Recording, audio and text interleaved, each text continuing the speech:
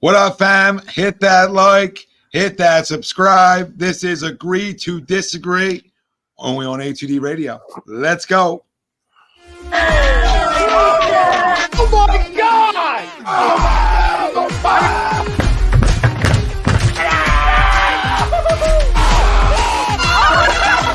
embarrassed! He's flying! Welcome in. It's almost time.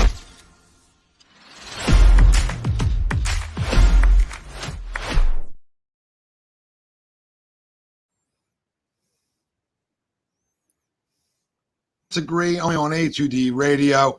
Every Sunday, we are brought to you by our doc, Make 'em Yours, Dr. Paul Vidal, Specialized Physical Therapy, LLC, locations in Burlington, Cherry Hill, New Jersey. Find them right on the web, specializedphysicaltherapy.com. Tell our doc, the boys from A2D Radio sent you. He's going to take care of you regardless, but let him know we sent you and take care of you leaving a little bit more. All right, so everything's working better. As always, Nick DelGozzo, Greg Milakovic. I'm Tom Arnone. No Brian Wilson tonight, but we're here. We're here. Sweeps is out of retirement. We got him out right before the start of football season, and we got a jam-packed show in store for you. We'll give you our crumbs of the week at the end of the show. We do it weekly if it's your first time listening. Eagles preseason begins. If you care, good. I'm glad you care. If you're on my side of it, where you're just praying for no injuries, right? And then you're on my side of it, and we'll talk about a little bit of the first preseason game. Some things to be excited about, and we obviously lose a player for the year. Not that that's a gigantic impact, but we're already down one linebacker in Sean Bradley, so we'll talk about that. James Harden update. Okay, now according to his agent, right, he's got an MVP year left in him.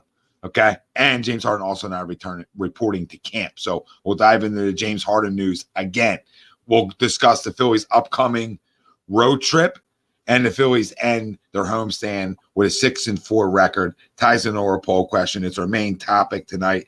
And our poll was brought to you by good friends over at Baggio's Bread. They're located in Mount Laurel, New Jersey. They're home of the best stuffed breads, tomato pies, sandwiches, cutlets, meatballs, you name it. Mention A2D Radio. You get 10% off your in-store purchase. That's Baggio's Bread, Mount Laurel, New Jersey. And our poll for tonight's show. Despite ending with a 6-4 record, this homestand for the Phillies was a disappointment. Do you agree or disagree? Let us know. Facebook, YouTube, Twitter, that's where we're live. Everywhere you get your podcasts, we're there as well. Hit the like, subscribe, follow. Most importantly, join the conversation tonight. We always read off all your comments. If, again, first time joining, first time tuning in, that's how we operate. But to the poll. Started off as one. Started off as a promising homestand, right? Taking care of business, doing what you're supposed to do against teams you're better than. And then you get to this Twin series. And you take the game Friday night, right? It's a blowout. They got to go to a positional play, or it's a laugh fest. Right? And then the last 2 days, can't get the big hit, right? And here we are, and we lose 2 out of 3 to the Twins. So you finish and you say, right, you have that Twins bad taste in your mouth, right? So on that side, and 6-4, I would have rather been 7-3, right? I think 7-3 we're all would have been good with. I mean, you could say even better than that. Okay, but that takes you sweeping all 4 versus the Nationals. Not saying you couldn't or shouldn't have, right? But then you get the doubleheader tossed your way. Usually a split there, right? Usually a split even against bad teams. Not all the time, but a lot of times you get the split in the doubleheaders.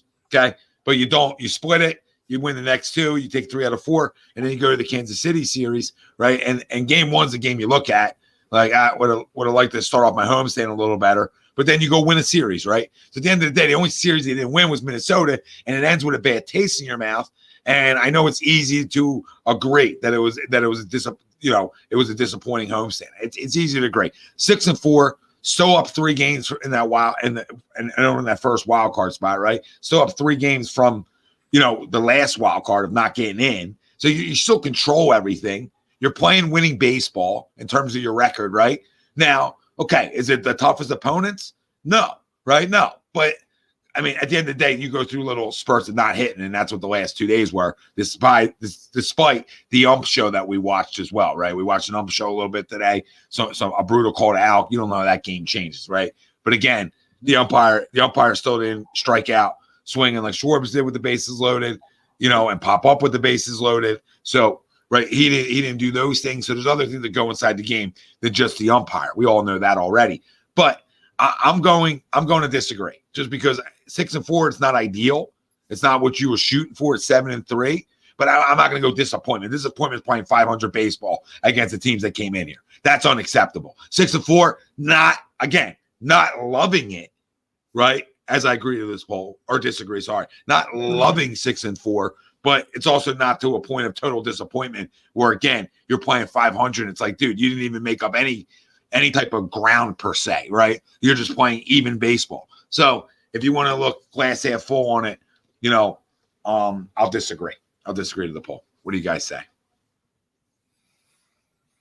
Yeah, I'll stay on the disagree. Right after the game, I was a full 100% agree, right? I was 100%. You can't lose these last two games to the Twins. You got to take one of them, right? Because you had opportunities in both games to come out with at least and win the series, right? Especially after you bashed them in on Friday. You had chances last night, and you had chances today, as you mentioned, Tommy. But I also look past this homestand in terms of just pure record, right? It looks like Trea Turner is found something, right, in his back, right? He's riding an 8-9 game hitting streak. Castellanos went hitless today, so his 13-game hit streak ended, right? But he's back to the first half Castellanos, right? JT looks to be finding something, and hopefully something, some embers are burning that he's starting to maybe find something there with his bat. So I look at the advancements and some of the guys that we had struggling. And yes, we didn't face the 27 Yankees, right? We didn't face, some bombers that came in here, but sometimes that's what these guys need, is to face some of these guys that obviously aren't at the top of the league and get hot, right? You got to hit, the bad ones and able to hit the good ones as well, right? So at first, like I said, I was a 100% agree. There's a really bad taste in my mouth after the last two games. And then also, as you said, Tom, you look at some of the other games, the other two they lost, you probably could have won those with certain scenarios, right? So it leaves a bad taste, but I look at the overall picture. Our bats came alive for the most part, and some of our guys that were struggling had seemed to have found something and getting themselves back on track. So I'll disagree as well. Yeah, well, the way you made it seem, through text messages, that you were fully going agree here. So I was going to go, this is where I came in, and I was like, okay, I'll go disagree. I'll say it's fine. It's not disappointing. Yeah. It's just fine, right? That's how I want to keep making that clear. Yeah. It's not like, I'm clamoring for that. Right. But again, 8-2, 7-3 is where we should have been. No. Yeah. I don't disagree. Right. I do not disagree at all. But guess what? 6-4 is not the end of the world. It's not like you're playing bad baseball. The last 2 days you would like to have back for sure, but 0 for 15 runners in scoring position, etc. I hate to say it, but when it comes to hitting, those kinds of things happen. Right now, you can't keep going. Like in the Toronto series, I can't have another 0 for 10 with runners in scoring position. Now Houston, we may have a little bit of a problem, but for 2 games, that kind of stuff happens. And you faced, today you faced a good arm. I forget who you faced yesterday, but today. So, okay, yeah. So I mean, you face 2 good arms. I mean, that sometimes you just lose that battle, right? But just now it's not right. Snap out of it. That's all. Snap out. Yeah, I'd have to agree. But I mean, I've liked both your points were valid. I mean, you come out 6-4. It's not, it's not 3-7. So that's there's some silver lining there. But considering who you played, that's got to be an 8-2 burger. It's got to be an 8-2 burger. It's got to be, and we know it's Major League Baseball. I know if Wills was here, he'd tell you it's baseball. Anything can happen. I know that. All right, but the Royals are a train wreck. All right, and now good thing that the bats got healthy, because you lost game 1 last Friday or 2 Fridays ago, whatever it was, and trailed in the game 2 and 3, and the bats woke up just to just so you didn't avoid a disaster in that series. And then you obviously, like Tom said, you get a doubleheader, and I think average teams are happy with a split, though. You know what I mean? Like you got to be a killer at some point. You got to flip the switch, right? As players, as an organization, you got it. Like that's an 8-2, 9-1 face. And you're going to say, well, these guys put their pants on just like everybody else. I get that, right? But you're better than all 3 of those teams. And, the last 2 days, you just can't have the last 2 days. All right. I understand the umpire was atrocious, but you had 5 hits. He's got shut out for the 9th time this season. Not very good for a team loaded with, the payroll and the offensive firepower and the payroll for the Phillies.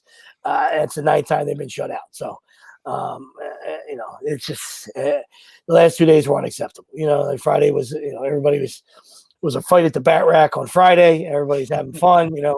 Rojas is fortunate enough to get his first yak against a position guy that was having fun, and then you just come back, 8-1 and 3-0. You make Sonny Gray those guys are okay major league pitchers. Lopez and Gray are okay. Somebody will tell me Gray's an all-star. Get the fuck out of here. Guy goes 5 innings every time. Guy doesn't get past the 5th inning. So, and listen, and he's still got good stuff. I'm just saying, he's not Cy Young. That's what he looked like today. So, he's good. Yeah, he's good. He's good. And at some point, I know we're leading. They're leading. They got a 3-game lead, like Tom said. But why does listen, I'm not saying it has a bearing on the game, but Greg was alluding to guys getting hot, and and especially against when guys come to town, teams come to town, you get healthy. All right, why is JT off? I don't say he has to catch. Can he DH? Harp, he played a good first. Now Harp's back to DHing again. I know he had back spasms. I get it. All right, but why does JT need a whole day off? It changes your whole lineup. And I'm not saying especially hold on. 2 of the 5 hits were cave. So I'm not going to kill that kid. But JT. Think about this. Think about this. He has Monday off, all right, and he has Thursday off. So it's not like you needed that extra day. He's got 2 days coming off this week. I understand that they played 17 games in 16 days. It's supposed to be 17, ended up being 17 and 16. But okay, but at the end of the day, he doesn't, like you said, he can hit in that game. And at the end of the day, why can't he catch it? Because it's a day-nighter? Because he's going to say he wants to catch that game, right? So at the end of the day, he has Monday off and he has Thursday off. So nothing's stopping you from, if you want him to get off his feet again in a game against Toronto. But this is where, I'd say that, Rob's trying to get away with one. He's trying to rest him and steal one per se without him. And then it's I got him that extra day and we won a game. That's how they think. They think if I could rest him and we can win this, that just bolsters. How about you look at the guy swinging it good right now? Right? Mm-hmm. He's swinging it better. Is that really the time that I want him out of the lineup? There's been plenty of times this year where JT could have used a couple days off and you didn't give it to him, right? But now when he's getting going, now's the time we want to have a this moral conscience and say, today's the day. Get him off his legs a little bit. It's a long season. Get him off in April. It's the same damn thing. But and it's twofold. He's getting hot, and getting you off your feet doesn't mean a complete day off. That's why the DH was huge. People hated it. They don't like it in the National League. Tough shit. It's here to stay. I love it. It's an extra job for people. And then it's a spot for today. That's what it is. If Harp is okay to hit, he's okay to play first. That's unless that experiment's gone. I don't which I know it's not. I'm just saying if you can hit, there's so much torque. There's so much torque going into your swing. Your swing is so violent. You'll be okay playing first base. You know what I mean? So I'm not good with Jake. I'm not good with a Jake Cave, and I'm not the moral lineup police like Greg is. But I'm not I don't look at the line before game and get pissed off. I look at the line after the game. And then what happens? And then I get pissed off. Make sense, Craig? That's where the opposite of you. I'm not here. Yeah. I'm not going to crush you pregame. I'm going to see if you're smart enough, right? Did it play out for you? Then I'll let you be. But here we go where we need, and I got no problem with Stubby. I like Stubby, right? But do I need Stubbs, Cave, and Castro all in the lineup? In one lineup? With a young Rojas? I need to do that? Do I need to do that? No, I don't need to do that. Look what happened, too, when you gave Schwarber the day off of the set doubleheader. He's been shit ever since. Yep. You know what I mean? We sat him for that doubleheader, and we were all okay, doubleheader, let it get. But he's been trash ever since. No, spot on, Greg. Listen, I think there's times to give guys breathers. It's 100%. He wants to give guys breathers when they figure something out. Saturday, he shot Rojas after he just hit his first home run. All right, kid, you're down next game. Forget about even his first home run. I think he had 3 hits that night. He did. So forget the home run off the positional point. I don't care about that. Right. He had 2 other hits. Once Marsh got hurt, Rojas plays every day. You should play every day anyway. Hopper, I got news for. I know, but I'm just saying, like, Yeah, I hear I'm you. not gonna, they're a tight knit team. Well, they're a tight. I'm not saying, I know Greg loves Rojas and he's tremendous, but there's a lot to be said for team chemistry. These guys love each other. They love Marsh. Marsh is, he's a dirt ball. He's a grinder. He's one of them.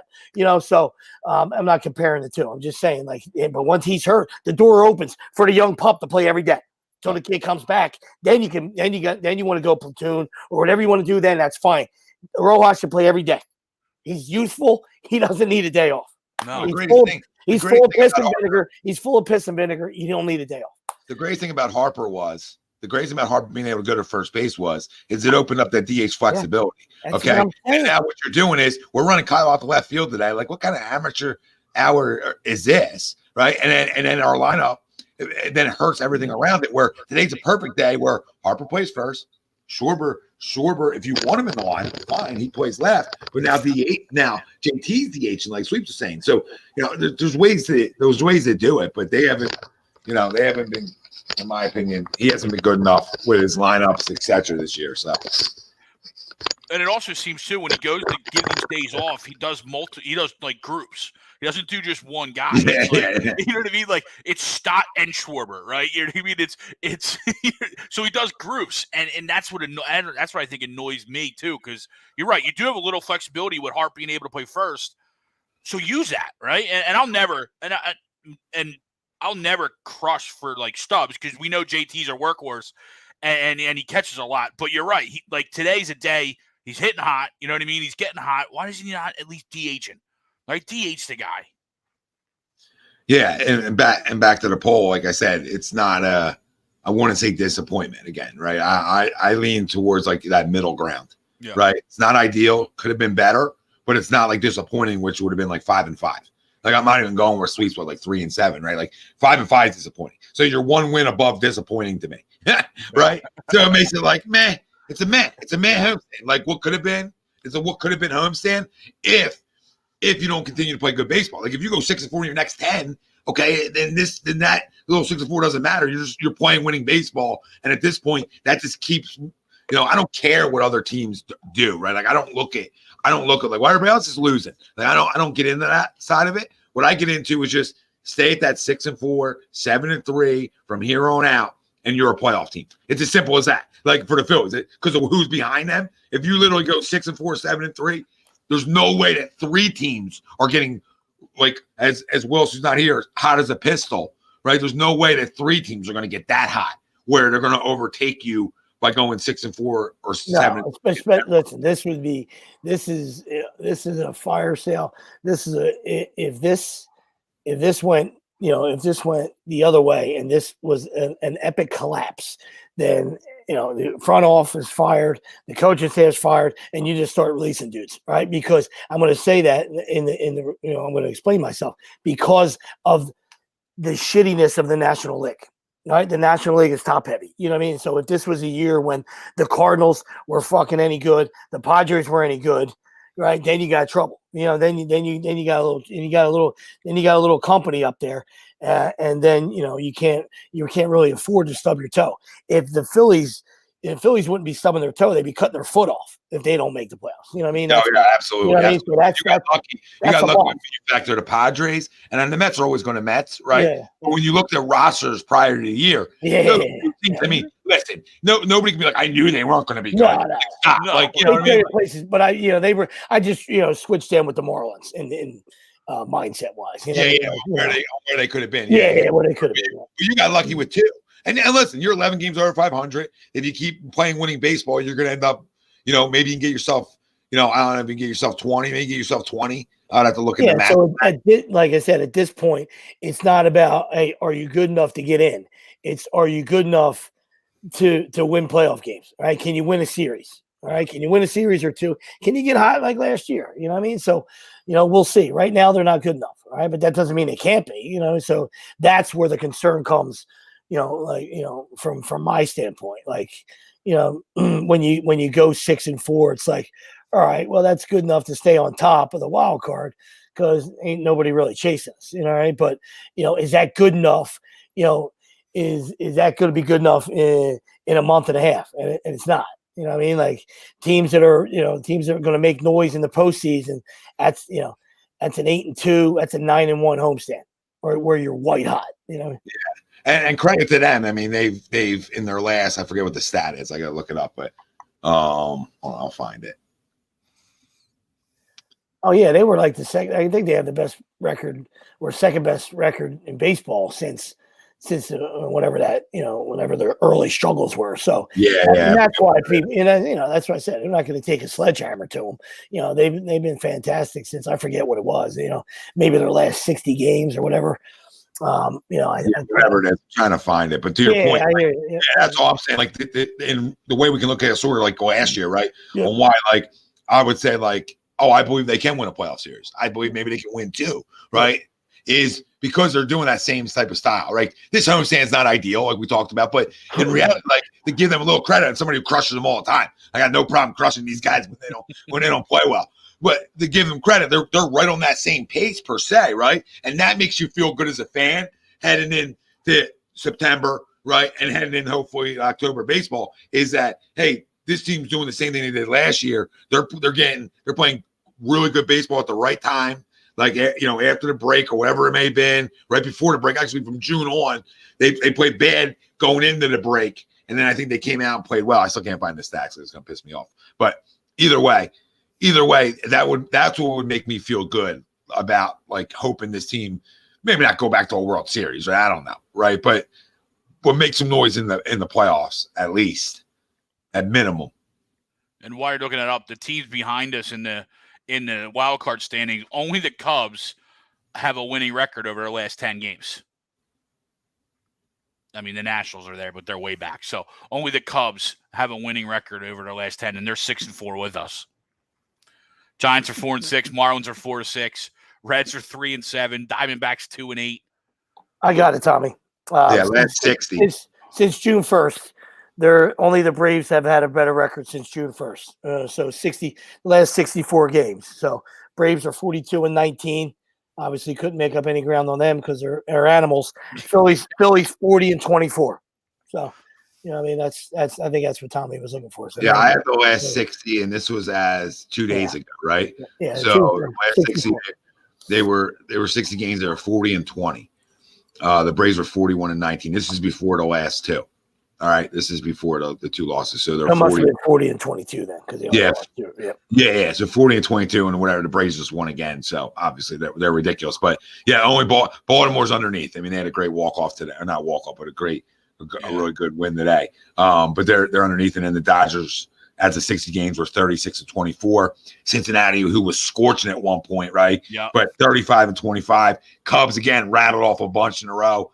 35-25, and then the Blue Jays at 34-26. So they're your best teams. Yeah, the one I have is Braves, Phillies, Dodgers, Orioles, Cubbies, Blue Jays. Since June 1st. Yeah. Okay. Yeah. So 36-24 and 36-24. Yeah. So Dodgers obviously hop them, and then Blue Jays. Okay. So yeah, I mean, so they've been, they've obviously had to dig themselves out of a hole early. So they've had to play this type of baseball again, but. Now we segue. I'll read a couple comments. Greg says, really happy about the Michael Lorenzen acquisition. Yeah, I mean, you can't have too many arms. And I think, I heard somewhere that Walker might be getting an extra couple of days. So his next start. Yeah, they were talking about skipping it, giving it a breather for whatever reason. But this is the advantage of having 6, right? You can. Yeah. Now, he didn't pitch a long year last year like Nolan Wheeler did, but that's what you're really looking out for in Ranger. You're looking out for those guys a little bit to say, hey, if I need to skip you one, let you breathe it, right? If needed. I'm not an advocate of that, right? But if that's what their style is, to get these guys as fresh as possible come postseason time, then I'm good with it. But you better not prep for it unless you don't get there. Like, I'm good with it in September. Like, you got something locked up. You're in. You want to skip a guy's start, give him a freshie, but and that goes back to our lineup concerns, with Greg's who's in the lineup, and then our concerns about who's producing in said lineup, right? Because if you want to rest some arms, to your point, you're still capable of scoring 5, 6, 7 runs, right? If this lineup shows up, and you can win games, and even if you mix in a couple young guys that you bring up from the minors, or you're skipping guys, you're going 6 deep, or you're skipping a start. You know what I mean? So you can give a spot start to some guys that maybe have no business, in the rotation, but it's allowing you to rest some guys. If you still, if you swing the bats, you can still escape those games. Yeah, for sure. And that's what you were hoping for with this lineup a lot of times anyway, right? When we were talking about 4th and 5th starters early on. Absolutely. Is that all right? Well, or at least a 5th starter, right? Oh, yeah, absolutely, because I didn't expect Walker to be this great. I know you guys liked it, and he did well for for the Mets win-loss record, but it's still his ERA was like 5. He jellied. He's been great for the Phillies. So. Yeah, I don't think give it a cap to him. Yeah, I don't think I didn't expect him to be this good. Oh yeah, he's been. Yeah, I thought it would be a solid 4, right? Like just like a solid 4, maybe pushing 3 if he has a really good year, which is where we're at. Yep. Yeah. What's crazy too is when you look at his stats, although he tied for the National League in wins, right? He's tied for the leader in wins. He only has 10 quality starts, which is weird because he has 13 wins. Yeah. He's got 13 wins. Just like we don't know what an error is anymore. Starts. Yeah, just like we don't know what an error is anymore. We don't know we don't really know what quality starts are. But now, you got to give it. Yeah, he probably gave up 4 or 5 runs, and a few of those, and maybe went less than 7. But yeah, I hear you. Does seem strange. Yeah, Lorenzen's done well, Dynasty, and as expected, he's solid. He's like not great. He's not anything I don't want to devalue his no hitter because that's not easy to do. What I'm saying is like he's good. He's good. Yeah. He's got himself better. He's had a good year this year. And because of that, he had to go 124. So he needs an extra day or two. You know what I mean? That's how you do it. You don't take a guy out when you get a chance at history. You know what I mean? Like let him go. You let him go. When you have 6. Yeah. I'm really curious if he really would have walked out and pulled him if he wouldn't have got Smith there. If Topper would have came out of the dugout. Well, if he walked him, you're saying? Like, you just didn't get him, right? I mean, walk, because he probably would have. Yeah, well, yeah. That's the only thing, yeah. Yeah, if he got a hit, then he's coming to get him. Then he's coming to get him anyway, yeah. But yeah, if he walked him to get him, I'm like. Anytime the pitch count creeps, the manager's rooting for a hit. You know yeah. what I mean? As long as it doesn't end up in a loss. He's like, get a base hit here because I got to go get this. I got to go get this guy. I got to get this guy. Yeah, please don't walk. Please just don't walk. Swing. At least swing. If you that's fine. Just do not walk. Now, what the Phillies have coming up, right? To shift like a little bit what they have coming up. Mm-hmm. Obviously, Toronto's not easy for 2, right? But then you go to Washington for 3, and then you're back home versus the Giants. And then Cardinals, right? Or if we go through August, then you're talking about the Angels coming to town too. So you have another long homestand. So you go to Toronto, and that's like looking for a 1-and-1er and just get out of Dodge. No harm, no foul. You take 2, cool. Just don't want to lose both because Washington, that's where you would love to go and now make up some of that ground, right? Right, make up some of that ground you maybe lost in this series and go sweep somebody. And it'll be the power to pitchers too, because we faced one of their good pitchers, Kikuchi, on Tuesday, is a lefty, and then we faced Gausman, who's their ace, and we got Wheeler and Nola. So, we got Wheeler. I mean, like we've defended the other guy to the cows come home. It's there's some mirror time. There's some mirror time for him, buddy. We love him, but it's long look in the mirror time. Yeah, it hasn't been a good year. No, it's not been the type of year you're looking for on a contract year. Nope. Not the type of year you're looking for anyway. Period. But a contract year is like that just costs you $50 million, babe. Yeah. Costs you $50 million. But either way, hoping he can get on track, right? And if that's a guy that if that's a guy where if you need to breathe him. Down the road here, you got to breathe them. Same with Wheels, right? Same with Wheels. Like I got no problem in September, skipping Wheels to start. Yeah. Right, I have no issue with, especially late September. Now, I don't want guys skipping like 2 in a row or something egregious, right? Or like skipping one, coming back and skipping another. No, because now we have to get into some, right? We have to build up getting in there too and be clicking on all cylinders. But in September, hopefully things are clinched up and there isn't an epic failure here, an epic collapse, and you can give these guys a little bit of a breather. Well, that's where we kind of thought, Tommy, going into preseason. And as we were talking coming into the year, where we thought they might start in a 6-man rotation, or we had hoped they kind of would start in a 6-man rotation just to kind of at the beginning of the season kind of stretch them out a little bit, right? You know what I mean? Yeah. Stretch out those starts, kind of load manage from the beginning, as opposed to here in August and September, where I'm not saying the games are more important, but they're more impacted at this point. Not the time I'm trying to do it, right? Like I was an advocate early on in the year. Like these guys just threw a ton. Yeah. Like you're not going to get off to a good start anyway. You should know your colors by now, right? Like it's just a weird. It's not just like I hate to say it's Northeast baseball because it's not, right? There's a lot of Northeast teams that get out hot, right? But sometimes it's like a little. If you got a lot of home games early or whatever, or some teams just take a minute, right? And for whatever reason, right? You have a bunch of guys that are second half players on your roster, and that's been their trend for 6, 7, 8 years. Sometimes that happens. You know what I mean? Mm-hmm. So that happens. I want to keep making a thing of it, right? You want to happen for a year or two, fine. But I mean, even the Phillies of old, the good ones, going back to 07, 08, 09, 10, not 10. I think 10's when they won 100+ games. But prior to that, they didn't get off to this bad of a start, but they got off to some rough April to May. Yeah. Right. Yeah. There might be time to start tweaking the schedule next year. Like, you come home from Florida a week early. You get a little chill in your ball sack. Get into March. Get a little cold weather in March. Like the rest of us, and then and get going. Yeah, walk around with like Kyler Murray with your sports bra on, and you get a little feel of the cold. You know what I mean? Like, let's go. Yeah. So the upcoming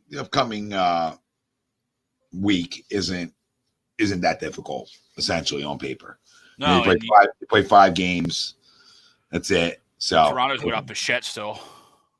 Toronto should be. I think we'll be without Bichette for. I don't know. He might come back for the series. But sure, come back for all his curveball. He probably will. He'll come back. He's like, "Give me back in, Skip. Give me back in, Skip. I'll sit for Wheeler. I'll come back for Nola." I'm feeling good. Feeling good now. So nothing crazy, right? Nothing crazy of a week. Like I say, you just like to split with Toronto. Love to win the series in 2 games, but you'll take the 1-1 there, and for sure, and then go try to just take 3 from Washington. Yeah. But at minimum, again, it's nothing. Anything less than 2 out of 3 is atrocious. It's 3 tomato cans. It's a must sweep. Must sweep. Yeah. Well, next Sunday is that game at up at the Little League World Series. I was going to say they're playing at 7:10. Yeah. I'm like, what's going on here? That's next Sunday. Yeah, that's next Sunday. We'll lose that game. Yep. You can book in that one. What's funny is I got MLB TV while I've been down in Florida, right? And you guys will laugh at this because it's like my luck, right? So I downloaded the app, but then I bought the package for $25 for the month. Not bad at all, right? Now the Phillies, since I've been down here for a week, the Phillies been in a game in a week, which would be free 3 times. 3 times. Knock it off. Because now you're making me regret Make it exclusive. Make me feel like I have to buy it. And, 3 times game in a week, and the game in a week's a freebie. So you don't have to be a subscriber to it. You don't have to be paying. Unbelievable. All right, let's get in to. I hate to talk about this in August, but this is what the Philadelphia 76ers have become. We're never talking about good things in August. No. It's always about something that just gets in the way, right? We're at another point of somebody just getting in the way, and now that's one James Harden. So the reports are he's obviously not going to report to training camp, okay? And they haven't been able to work out a deal. But then Troy Payne, his agent, wants to come out today and typical agent talk. I mean, give your agent a raise after this quote. James has been has a crazy hunger in him right now. Yeah, like he's got an MVP season. I wouldn't be surprised. I just went to his house. We did cardio for an hour. I was just gonna say, he said, "We." Like Christine asked me every day, "Hey, you want to work out with me?" I said, "Absolutely not. Absolutely not." His discipline is crazy right now. Thanks, Troy. Thank you, Troy Payne, which is James Harden's agent. Not T-Pain. Does he go by T-Pain? Bad for that. Most likely. But that's just bad, and it's just the whole thing's just a mess. I mean, the Sixers are just they're front page news for all the wrong reasons, way too much. Yeah, it's PR 101. I mean, I got a degree in that. I got a degree I never used. That's PR 101. You know what I mean? Like you said, give that guy a raise. All right. None of us actually believe it, but Julian says Maury has created a mess. Just get rid of him. Yeah, well, he's not able to. We can't, Julian. That's the problem. He is creating a mess because obviously we shouldn't have brought him in from Jump Street, but yeah, I mean that's just it's crazy. There's no shot. There's no shot. No shot. He's got an MVP season coming to him. No. Now, do you think he really holds out of camp? Yes. Okay. Me too. Because he's that same Crumb that I thought he was when he got here, right? You know what I mean? And true fans wanted to believe, we were different, and he was different, right? But it is, Tigers don't change their stripes. No, you're right. And I don't know. I don't think that's an insult to Tigers. Argued. I think the guys that were saying, like me and Tommy, didn't argue that. No, I never did. I'm just saying, we didn't argue that. We just said, listen, look what we got rid of. Right. Yeah. It had bye, Ben. That's it. I didn't care who you brought in. Right. No, fair there. And we were just praying that it worked out. You know what I mean? But yeah, absolutely. Once a squid, always a squid. You know what I mean? You're not to your point. You're not gonna change who you are. You know what I mean? All right. It was an absolute black hole in Houston. You know what I mean? So here, he knew that that Joe was the man, so he had to play through him. But he's going to be the same guy that is a turnstile on defense. All right, out of shape. Come on. Yeah, he's not gonna change, right? He's not a winner, right? I'm not saying he's the most overrated top 75 player of all time ever. Period. Amen. So. And people want to talk to me about a good game 1 and a good game 5. Cool. He'll have a good game 1 every 4 games. So is that max money? Is that a guy who should be taking up $32 million of your payroll? I mean, let's keep it real. Keep it real. One guy told me today in my video last night, you just said a bunch of blah, blah, blah. I didn't say a bunch of blah, blah, blah. I said he's a perennial loser. That's not a blah, blah, blah. That's the facts. So you're just a defender, right? Same way. If there's people out there that will defend Ben Simmons, to the day they die, you're sure as hell going to be people out there to defend James Harden to the day they die. Sure. And listen, does a lot of it fall on Joe's lap? Of course it does. I said I would have traded him that night.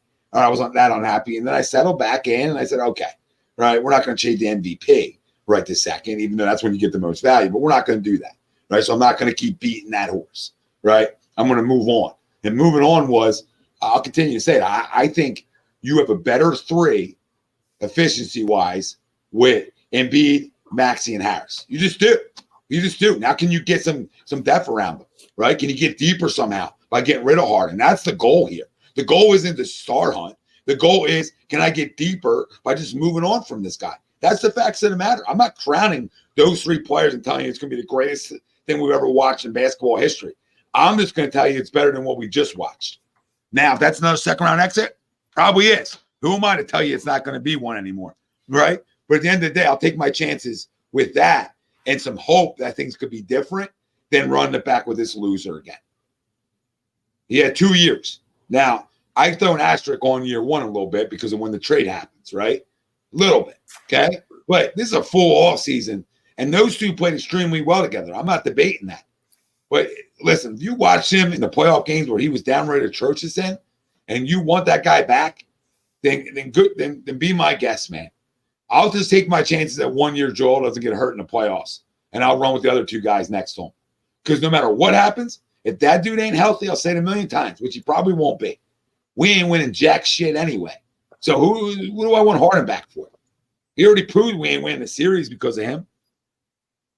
right? For that great Oh, game one, he had a horrific game two, or game three, whatever it was, right? Horrific. And then what? The last 5 minutes of game 6 and then all of game 7 was just atrocious, right? Yeah. I mean, so yeah, I mean, it's all great, all fine and good to be a part of wins. But how good are you in losses, or how competent are you in losses? Yeah, most of the time do you help out, or do you help out the other team? He disappears. Yeah. Listen, I'm not crowning Doc, but a lot of things he said after the fact, right? I believe a lot of it. I believe a lot of it. I believe the fights that went on internally about what the things he wanted to do. Doc's old school. We can like him or dislike him. It doesn't matter, right? He's still old school mentality. And if guys are flying around to Vegas, right, and taking their own flights places and doing whatever the hell they want to do because they're sleeping in bed with the president of basketball operations, okay, I'll get a little annoyed as a head coach too. I'll get a little tired of those antics because I'm old school, right? I come from the belief of you having to work hard here. And you having to buy into things, and you have to be unselfish. And he was yelling from day one. It's a dictatorship here. It goes through Joel Embiid, all right, and he bought into it per se, right? I mean, he led the league in assists. Whoop-de-doo. I mean, that guy hit 1 million elbow jumpers this year. Yeah. I mean, he made it a little easier when you leading the league in assists. So I don't even want to crown that and say, oh, well, he totally bought into it. No, like you said, Tigers don't lose their stripes, and perennial losers don't lose their stripes either. And here we are. And the only thing saving Joel Embiid from being a perennial loser too is the constant strange injury that comes every time the postseason starts. Because if it wasn't for that, he already be declared one. He's teetering. But he's still. He's a teeter. He's young enough. I mean, he's in the conversation. I mean, he's got to find himself in an Eastern Conference Finals or finals. Right. Yeah, that doesn't even change it, right? For him. Yeah. Right. The same with Harden. Harden's been in the Western Conference Final, so it's not like he hasn't been to a Western Conference Final. So Joel's got a year or two to prove that to be wrong, right? He's got a year or two. So I would much rather go with a young Tyrese Maxey next to him, right? Who I believe has more upside and more room to grow. And at Tobias Harris has always been better than just standing the fuck around. I mean, throughout his career, he's a downhill guy. So all you're doing with Harden is just clogging everything up. Right, he doesn't expand you offensively to the point he used to, right, on the perimeter. So now you got a guy like Tobias that stands around. I'm not defending Tobias, but in reality, he was our best player in the postseason. Again, for 2 years in a row. Yeah, 2 years in a row as a fourth option. Yeah, I mean, come on. He's been a whipping boy because of the max contract. He's been, let's call it what it is. You know what I mean? Like, and we're not, like you said, not crowning him. Not saying he's an all-star. Not saying he's a top 25 in the league. You know what I mean? But he's been the whipping boy because he got max money. You know what I mean? Which everybody in the NBA is getting paid. So it's just why should we crush this guy any more than we crush other guys? Yeah, Dynasty's right. You need to find out, just like Jalen last year. A little different, obviously, the quarterback, but the same premise, right? Is you need to find out, like if he's going to be your point guard of the future or anything. In that realm, right? You need to know. And you got a new coaching staff here that I think we respect. Not that we didn't respect the other one, right? That one just grew old on us too. But it's a coaching staff we respect. It's a defensive-minded staff, right? And, I don't need two guys on my perimeter that can't defend, right? One being Harden and then one being Maxey. He's willing. He's just too small, right? So I need to move away from that. If I'm going to I got a guy on the back end that defends everything in the paint. I got a guy in Tobias that will work hard defensively. I got a guy like PJ Tucker to work hard defensively. I can't have my two guys on my perimeter getting beat. Like styles. It needs to change. Yeah. You can have one guy out there that you can hide, but you sure as hell I can't have two. And again, it showed up in the playoffs, right? Showed up in the playoffs, right? All of a sudden, Tatum and Brown in the perimeter ate us alive. They ate us alive. Push came to shove. And even offensively, when we go back to not Tatum, but Brown more so than Tatum. When you get back to the Harden thing, like Harden was so slow last year, he wasn't even able to get by people. Yeah. Right. So like what used to be his strength, right, was you had to play him up because of his shot. So it meant he was able to get by you. Well, now he can't shoot like he used to. I'm saying he can still shoot, but now he's not this, the sniper that he was. And now he also can't get by you and finish at the rim like he used to, and where he got all of his all of his points from the free throw line. Yeah, I and was stuff just like gonna that. say he used to take 40 free throw attempts. Yeah. That's how he started averaging 30 points. You just watch Harden from 4 years ago. It's a different lift. It's a different burst, and that happens with age, especially if you're not a guy who really takes care of your body at a high level, right? Consistently. Not saying he doesn't at all. Just saying. I mean, I know his agent said he's got a fire in him, and he's got he's got this desire or whatever the hell he's got going on. But come on, I mean, if you don't look at him and say, "Hey, he's old," then I don't know what to tell people anymore when it comes to Harden. Now, moving and shifting from the Sixers a little bit to another quicker topic, Eagles preseason football, right? Jalen Carter, nice first snap of the game for the youngster. But again, I'll say this, right? People are like, how could you, Tom, you said, like, how could you not enjoy watching our first team defensive line whoop up on their first team offensive line? I said, because I already knew that's how good we are. I didn't need another year of a glorified freaking practice, right, to tell me that our defensive line's good. I didn't need to know that. I watched Jalen Carter in college, like we all did. Okay, I didn't need NFL tape to tell me if he can play or not in preseason football. I really don't need it. Okay, this is for the guys that are trying to make a roster, that are trying to fill out your roster. That's what that's built for, man. So like, just stop with like the like, oh, you're not a true fan. You're not a diehard because you're not in the preseason football. Come on, just stop. Just stop. The NFL isn't in the preseason football. No, they're not. Come on, just stop. All young guys played. Cool. Our defensive line looked good. Sidney Brown, from what I read, like looked good. A lot of open field tackles. Short tackler on the back end. As rookie wise, so that's a positive. But after that, it's cross your fingers and hope nobody gets hurt. Yeah, I mean that's all it is. You want to see some young guys look like they can play. Sure, I get that. Right? That's never a bad thing. Like Jalen Carter getting pressure on the first snap. It's not like, oh, well, that's bad. So of course, it's always a positive. But come on, wake me up week one, or wake me up when we start giving our predictions, right? Like I'm not into it anymore. Like I've been fooled one way, the other way. We all have, right? So just if you love football and you love watching it, period, then cool, throw the game on. I'm not mad at you. I'm just not going to watch. And I know there's two TVs and there's streaming and all this. I get it. I'm just not going to watch an Eagles preseason game over a Phillies regular season game if it has any meaning to it. Yes. Period. No, and listen, I couldn't agree with you more. And not to, throw any salt in today's thing, but just and to switch gears real quick. I feel the same way about now everybody's clamoring for robot umpires. Got no time for it. All right, and I'll stop watching MLB baseball if I see a goddamn robot. I got no time for it. The human element to me is what makes it beautiful, right? In all the sports, right? And now you have so much fucking replay, it kind of even takes away from that anyway. I mean, all those years ago, it would have been great. Andres, whatever his name is, Andres Galarraga, throwing a perfect game. But guess what? Jim Joyce blew it. He blew it. He kicked his dog. He blew it. You know what I mean? It's part of it, and it sucks being on the end of today's. You know what I mean? Because that's 2 inches off the plate, it's a foot off the plate, and a bases loaded, and Bomber's been great. So, there's situations where it sucks and it hurts. You know what I mean? But and listen, and the guy the other day missed 3 calls. He was a replacement guy, and all three of his calls were reversed. I mean, talk about embarrassing. Oh my God. So I know they've been horseshit. I'm not defending them one bit, but to me, I've just always been in. Somebody will be like, "Oh, the hack is back.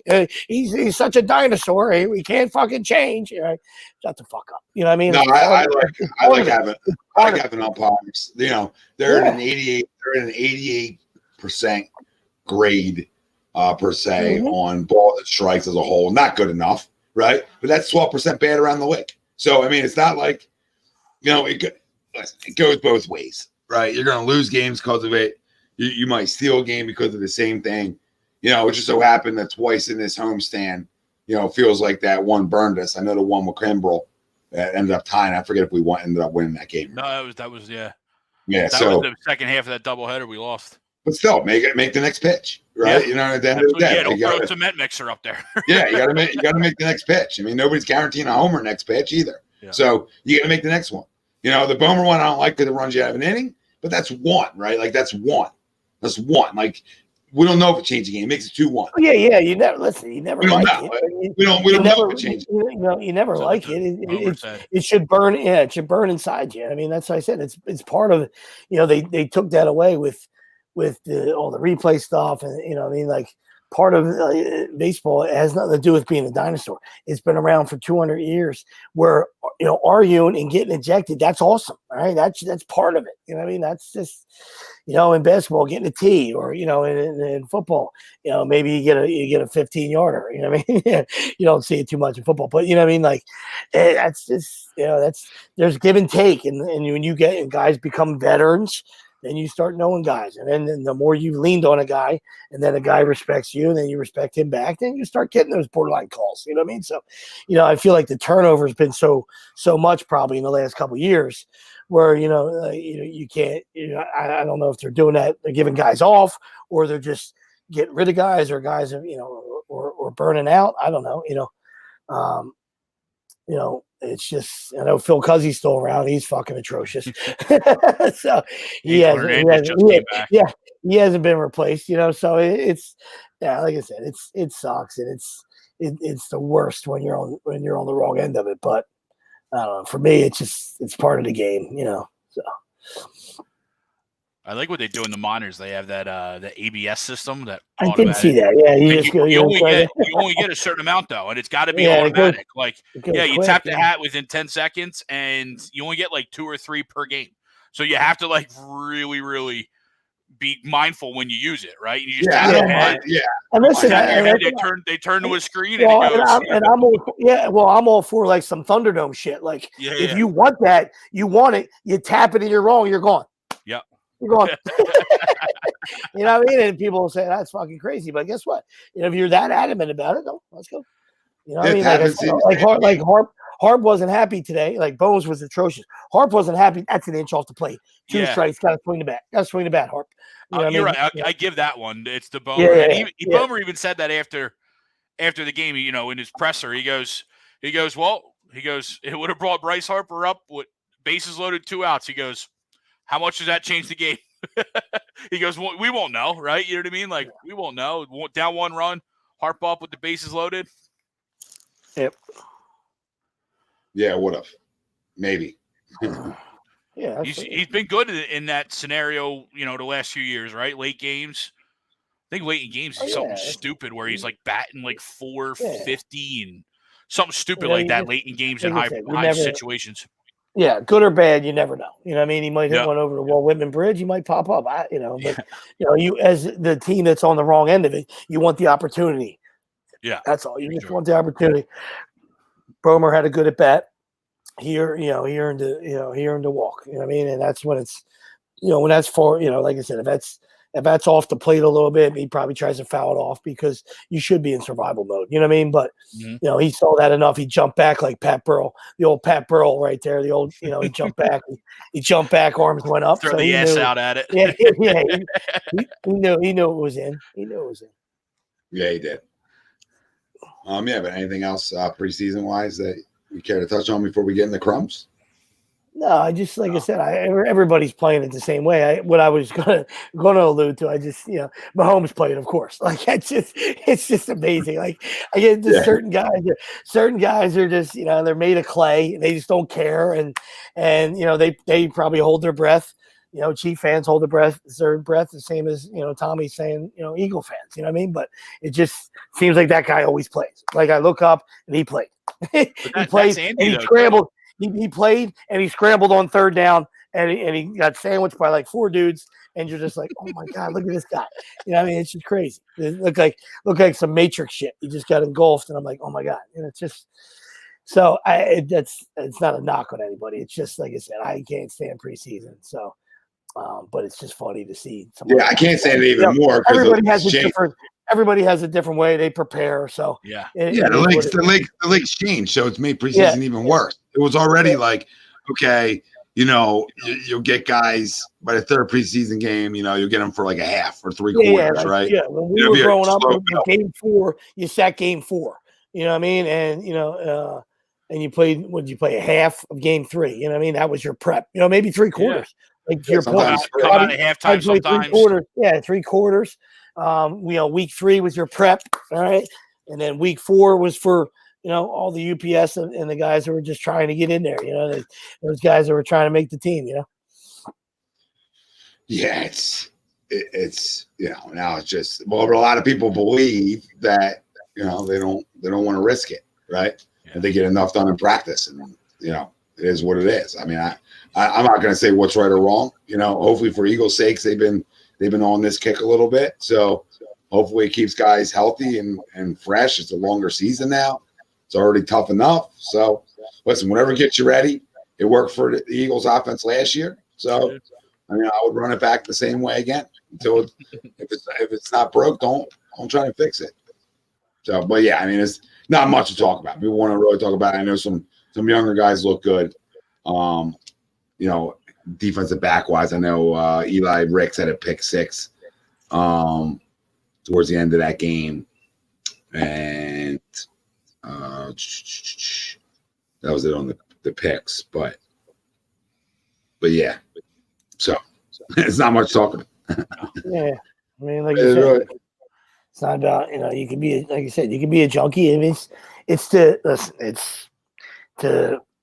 everybody. Everybody looks at things different. So I mean, to each his own. You're just saying, hey, it's not for you. All right, that's all you ever said with your post. You know what I mean? And it riles people up because they can't. They can't drive by. They just have to get their 2 cents in. You know what I mean? One guy said, preseason football is better than meaningful baseball. Like, all right, dude, just keep going, man. Just why stop? We don't care. Like, you're awesome. You love football. Yeah, we love football too. You know what I mean? But I don't like football in August. Sorry. And they missed the point too. Like, I even put in like Bradford Kelly year. That fooled us, right? You even add that into the conversation in the post, so let people know this is what I'm getting at with it, and people still can't help themselves. Mark McClain might have put out 10 posts yesterday about it. No lie, there might have been 10 posts that went out just filling up my feed. Is this guy? Just tag me. I'm right here. Just tag you're it, Tom. I mean, I'll defend myself. I'm not telling nobody not to watch it. I'm just telling them I want to watch the Phillies over it. What's so hard about that? Oh my goodness, but. Crumb of the week, boys. Yes. Without further ado, look at us. We're going to get out of here on an hour. And that's pretty clean. I'm close to it. Yeah. Clean, boys. Out of retirement, and we're clean. We're clean out of retirement. Can't make it up. I don't want you to go back in, so I'm going to keep it short. We said an hour. We're committing to the hour. I'll start my crumb. I went, I guess, a little mini viral this weekend with my my tweet about the Eagles chance, so we'll stay there. Eagles chance at Phillies games or Eagles chance at anywhere but an Eagles game is a complete violation and should stop. Just absolutely. It's not called for. Not called for. No one goes to the Eagles game dressed in Phillies gear and does a Phillies chant or does a Let's Go Flyers chant. Why come to a Phillies game, especially when they're good? Right? I get it if they're a dumpster fire and you're just at the ballpark just to waste time and drink $15 beers and eat $7 hot dogs, right? If they're a dumpster fire, do whatever you want, right? But when they're good and they've been playing really good, Eagles chance, just stop it. Just stop it. It's uncalled for. It's like this big sign of toughness. Sorry to interrupt you on that. No, you're absolutely right. Well, if I do an Eagles chant, this one guy posted, on my way down the shore, and I stopped into a convenience store, and I started an Eagles chant, oh, cool. Yeah, cool. You're an asshole. Sorry. Why would I want to start an Eagles chant like a Wawa?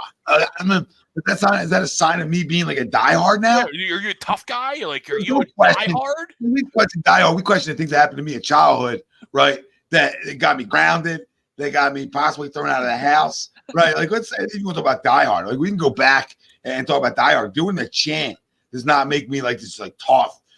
I'm not trying to trash my own fan base, but it doesn't. It's not this toughness and bravado because I started a freaking Eagles chant, especially you're saying at Phillies games has always irked me, and a lot of people out there don't agree with it. A lot of people out there on the other side of it. I was more shocked that. Well, I think I was more shocked that I almost had 700 likes on the post. People agreeing. you should, because it just shows you that Yeah. it's a small majority of idiots, right? Yeah. We've always got this bad rap. There's a majority of idiots. It's not. It's the loudest are the idiots, right? Yeah. Bro, it just comes to look like we're idiots, right? But in reality, we're not.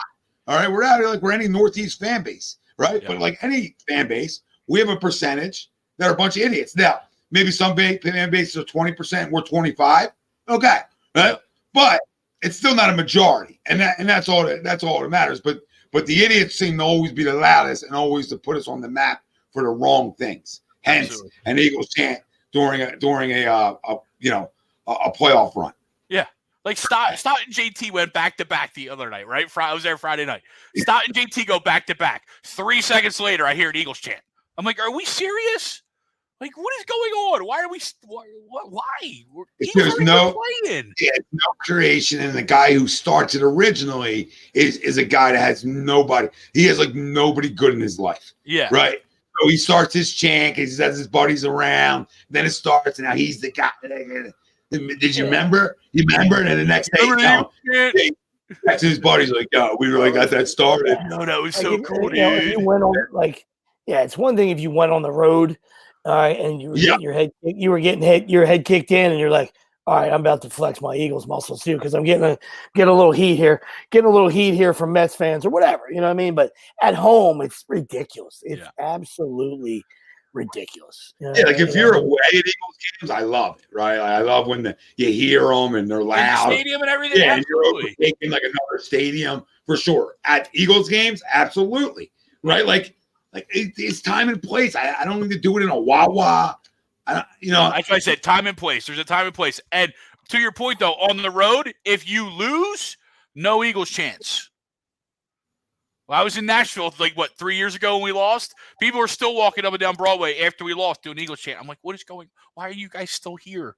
Like, go back. It's in Nashville. Enjoy Nashville. Just stop with the Eagles chants. I'm just done with it. It was 4th and 13, but I mean, stop with the chance. Yeah, exactly. They converted a 4th. That was the picket fences game. It was. I didn't forget it. Nicky was so bad we had to bring in Carson, still broken back. Matthew, I don't think we need to trade for a linebacker or a safety right now. I don't think we need to go that route. I think we're pretty deep at linebacker, even though I know Sean Bradley, he's not a starter. He's a special teams guy. By the way, I didn't realize that he was in camp, and I didn't realize how far Miles Jack has fallen from grace. Like, he's thinking about taking up another profession, and then the Eagles brought him in. Like, holy shit, dude. Yeah. He was like, I mean, he's not that old. I mean, he was at the Jaguars prize before they started cleaning. I mean, I don't know, it's crazy. Before the injury, right? He got hurt. He just started at UCLA. Yeah, you hope he can find it again, right? You hope he can get rejuvenated. And I like Cunningham probably a little better at this point. I just do. I don't know, but I like these guys at depth moves, right? Like neither one starts. Yeah, special team guys. Yeah, absolutely. Yeah, and if they have to, right? But I think Nakobe's going to have a great year. I know the dry jock beat writers, and that's my crumb, right? That's my crumb. We haven't played a goddamn freaking meaningful snap of fucking football, and we got guys talking about he doesn't know the playbook and doesn't know that. What are we talking about, dude? There's no way. I'm going to say this again. There's no way that guy is a team captain at the University of Georgia with that defense, and he's not a savant with this shit. There ain't no way. I'm going to say it again. No way. No way he's undersized at the position, and he's that good without knowing enough of the playbook. Come on, guy. Come on. It's a new playbook. I bet you everybody's a little trying to get up to speed with it. Okay, that's another little riddle for you. All right, he's coming almost into a rookie year again because now he's getting another defensive playbook. You understand that? Right. So we just had Gannon, right? And he's learning in his rookie year, and now it gets switched on him. So yeah, before August starts, I'm going to venture to guess that he's still trying to feel his way through it. You morons. That's the point. There's these camp heroes that these writers, and not all of them, right? This isn't it. Every writer.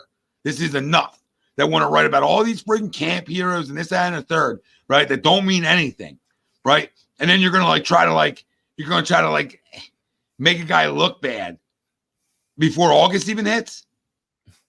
Are we all right? Are we really okay? And I'm not here to tell you that Nakobe knows it, up and down right now. What I'm here to say is we're not even there yet. Yeah. We're not even there yet. Like, don't tell me the guy, like, because you're making it sound like he has a history of, like, not knowing this kind of stuff or something. Right? And I find it very hard to believe be smart defense that guy was on the field like he was with 5-star guys right behind him. And he didn't, and not only that, the team captain, he let it all, but didn't know what he was doing. Come on. I know that team was super talented. I get it, but come on. I hate it. I hate it. I think he's in for a big year. But that being said, that's my crumbs. My crumbs is we haven't been on in a minute, and I think that's a freaking flat out joke. We haven't even put pads on. Guys struggling with the playbook. What? What happened? You sure? You want to? Can we hold off on that article until the end of September? You know what I mean? The end of September, you want to circle back with me and say that Kobe's struggling with the playbook? Okay, because I see it. Maybe I'll see it on the field. Stop it. Yep, I agree with you. Obviously, I've been in retirement. I don't know if you guys touched on it. It was a couple weeks ago, but I will voice my displeasure with Sean Payton as a crumb. All right, coach to coach, you don't do it. All right, scumbag move, and a guy that's setting up for a failure of a season. All right, by throwing another guy under the bus and telling everybody, look how bad it was before I got here. So he's setting himself up for the lesson, the failure, and to be a hero if they turn it around. All right. And that's what, guys like that, I enjoy punching right in the face. Right. You keep it in house, shut up. Right. It doesn't matter. I don't care if you don't like the guy. Right. It's called, a little professional courtesy. Right. And it's just karma. You just don't do it. You don't do it to a guy who everybody knew how everybody with eyeballs and enjoys football knew how bad Nathaniel Hackett was and how bad that Broncos season was. Yeah. Right. So we don't need you, Sean. We don't need. Yeah, exactly. Week one. We knew right from 21 Jump Street from week one, the guy was overmatched. I mean, he shit the sock week one. Right. So, and then you want to tell everybody how bad it was. Yeah. It's just, what a joke. What an embarrassment. And, you're not in the booth anymore. You know what I mean? If you were in the booth and you weren't coaching, you didn't take over. Absolutely, you're allowed to have an opinion. All right, I still would say, hey, let's cool the Jets on it. But you can say like, hey, this, it was a disaster last year, whatever. But for a guy that's taken over that situation, he's just trying to set himself up. All right, in typical ego fashion. Look at me. All right, and I'm sure. Listen, he's a very good coach. All right, so I'm sure 100% they're going to be better this year than they were last year. I don't know what that's going to mean. Right, but I thought it was low class. I thought it was a scumbag move and totally crumb worthy. And as Aaron Rodgers said, hey, keep my coach's name out of your mouth. You know what I mean? Just let it go. Yeah, I couldn't agree more. He's a loser too. Even though he's won a lot of football games, I get it. I still think he's a loser. Not a fan of Sean Payton. It might work for a year or two, and then he'll wear out his welcome there too. I feel like. Without it all starts with the quarterback, babe. Right? We know this. So if that loser ain't better, then things aren't better there. How about that? Maybe you shouldn't have said that shit, because you better hope and pray to God Sierra's wife is better. You better hope Sierra's wife's better, because she ain't better than good luck. Because listen, all the things that his teammates had to say about him in times in Seattle, where a lot of stuff got poo-pooed and swept under the rug because they were winning a lot of games. Hello, little diva, right? Now, that was his first really bad year, right? So I'll give him that, right? Yeah. I'll give him that. And all jokes aside, he's been a really good quarterback and a really good second half of the year quarterback. It's usually been his MO in Seattle. But, grass isn't always greener. The devil might be better than the devil you don't. And no, you're right. Absolutely. This is a huge year for him too, because I did see something. I believe, I don't want to misspeak, but I feel like there was a guy that was close to him that was like his quarterback guy or something that passed away. That might have been his first. That was his first. Last year was the first season without this guy. So I think a young guy died of cancer or something. He's like a mentor type of guy. Yeah, mentor, something like that. So the mental's no joke, right? I'm a big mental guy, and that can definitely affect your play. New plays, trying to do too much. A lot of factors go in. Guys have down years. Guys have bad years, right? You find a lot out about a guy because there ain't no time machines. You find a lot about the guy the following year. Yep. So yeah, we'll see how that works out. But boys, great show. Yes. No, hour 10. Look at us. Good to be back. Good to be back. Good to have you. Good to have you. It's good to be back it's good to be back for myself too. Goodness gracious. What a 5 months. What a 5 months run that was. No. It's gonna fill up the pool for Greg so you can get some cannonballs in this week. Oh my God. Waterbill. Go do one. Don't jump off of the off of the diving board onto the medicine ball like me and somebody tried to do. So I got a neck problem. Not gonna tell you. I'm looking for the homeowners insurance or anything. Fu Manchu's nasty. That was not a good move by either one of us. It was a great idea. Especially you, because I told you, Tom, don't do it. I feel like I feel like I'm possibly paralyzed. All right, don't do it. and you still did it. To your not credit, a plug, but a little surf side in me and felt like I could surf it. Yeah. So I tried to roam, and it was not that night. I was like, man, I might really have to go to the hospital tomorrow. Just cleared up. You know what I mean? Cleared up like that. Thank God. He was at the bottom of the pool for at least a minute. Like I'm like, oh my God. I'm injured and I gotta go get him. I'm thinking I gotta go get him. I don't know how I'm gonna get him to the top here.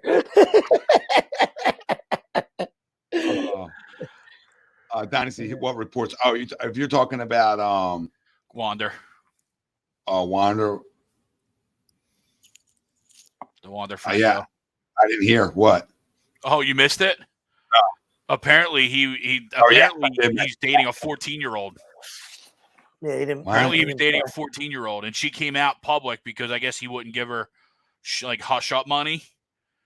Apparently he's dating a 14-year-old. Now, Kevin Cash says he was off today. He'd given the day off. Kevin Cash says it was a scheduled day off, but halfway through the game, he left the dugout when the reports came out. He left the dugout and didn't come through and didn't come back. And ironically, they were giving out Wander Franco hats to everybody in the stadium 14 and under at the game today. Ironically. Yeah. So we'll see how if you go yeah, I mean, Twitter's a disaster fire, but there is legit posts. I don't know if they're legit, but there is posts from some girl who claims that that's who it is. Her main post is all in Spanish, so I couldn't read it. But we want to see how that shakes out, Hills. But he'll get some venom from us. Jeff Passion just reported he's not traveling to San Fran. I don't care about that. I'm asking a little deeper here. Yeah, is she from his hometown? Yeah, she's from, I think, the Dominican as well. I mean, I would assume the laws are similar with this, or no? I don't think they're as strict. I don't know. I don't know what the law is in the DR. Obviously, I'm looking strictly at the law, not what's right and wrong. I know what's right and wrong. I'm curious. I'm curious about that. Okay, so she's from the DR. All right. I would assume. Right? Doesn't make this any better, by the way. Everything posted from her is mostly in Spanish, so I would assume she's from the DR. But yeah, there's photos her rocking a number 5 chain. There's photos you could see him in there and his tattoos. He's in the photos too. There's 3 cross tattoos on his neck. Everyone knows that's Wander. Wow. Yeah, go give a little look-see on Twitter. I don't know if I want to. It's disgusting. No, there's nothing vulgar other than them being together, right? You know what I mean? It's ridiculous. That's ridiculous.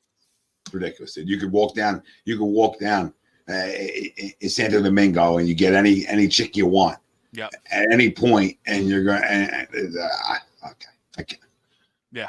Listen, it's true. Major League Baseball must better do the right thing. I don't care about the laws in the DR. You know what I mean? Go play in the DR. Then you're playing in the U.S. So you're going to follow U.S. laws and regulations and statutes as you should.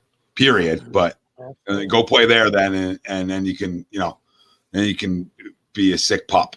Be a sick pup in the DR. You ain't gonna be a sick pup here. Wow. Yeah. Okay. Yeah. If that's true, he's definitely the crumb of the century for sure. It's a Pete Rose hold my beer type. Yeah, I was just gonna say, Peter. Wow. Oh my God. Yeah, That's crazy. the way to end it. That's the way to end the show. Jesus. Goodness gracious. All right. Oh. Yeah, stay tuned. Stay tuned. Yeah. We'll tear him up in the next week or two. We'll see. Yeah, sucks. Where that goes. Sucks. I liked him as a player. Yeah. Now I don't. Yeah. He was trending. He was trending towards scumbag anyway. Cash was having some problems with him. He wasn't playing hard. He wasn't hustling. And so, I feel like he's probably got a little bit of entitlement in him, and obviously taking this to, egregious heights, and off the field. So. Wow. All right. Well, this has been Agree to Disagree. We're on A2D Radio. Make sure you hit the alert. Turn your alerts on. Sorry. Turn the bell on wherever you're watching us at. Hit the like, follow, subscribe. Stay with us. We'd like to thank our doc, Make Him Yours, Dr. Paul Vidal, Specialized Physical Therapy, LLC, location in Burlington, Cherry Hill, New Jersey. Find them on the web, specializedphysicaltherapy.com. Tell them the boys from A2D Radio sent you. He's the best. So go show some love to our doc. Go follow him on his social media platforms. Even that goes a long way, right? Yeah. Even that goes a long way, even if you don't need a doc. All right, show him the love. But yeah, live shows every day here. Make sure you're locked in. And real Eagle season is right around the corner. Okay. Until then, we're gonna watch Phillies games first and foremost. For Nick DelGozzo, Greg Milakovic, Tom Arnone. We thank everybody out there. We appreciate you for all the comments, the likes, everything you guys do. Help the show chug along. I mean, we're high volume anyway, but you still love this, love the substance. We're out of here. I'm gonna go cannonball. Giddy up.